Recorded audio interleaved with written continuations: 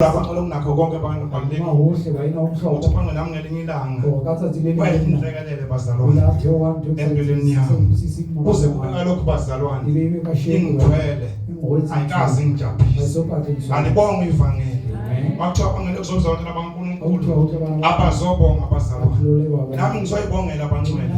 Uthi kusekusebenzisa isikhathi bazalwane. Angikaze ngimbone.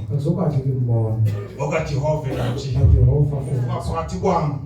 Uthi bangcwele ziningi izimo. Ngidibana zendleleni mamshe.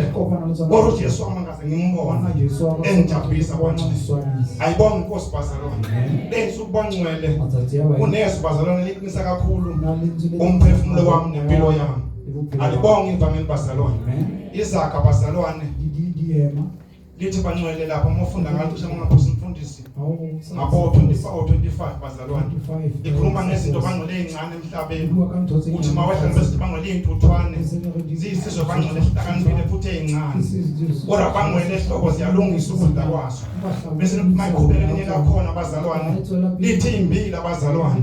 Ziyisizwe sibuthakathaka. Kanti siyabala ke edwaleni. Thina bangcwele singaba sedwaleni. Ayibonga inkosi.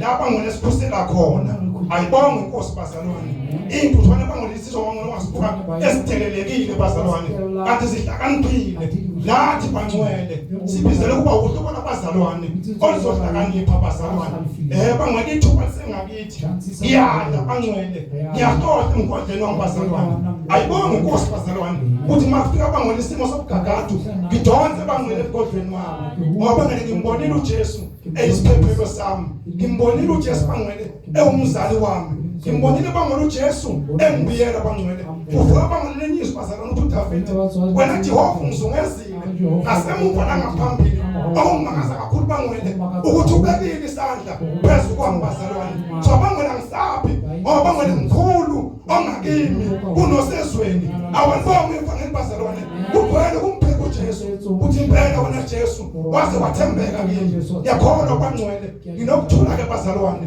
nanenyama yami bangcwele kumnandi ufakaza umuntu bangcwele wesilisa bangcwele kubangcwele phakathi kwenu angisiyimpongo nasemphakathini ngiphila kuwo babukuba nginokuthula bangcwele nomphakathi engiphila kuwo ayibonge inkosi bazalwane inqumileke bakunabethu ukuthi bangcwele sengifakazile kodwa impilo yami bangcwele ayibanda abantu engiphila nabo ayibonge ivangeli. Amen.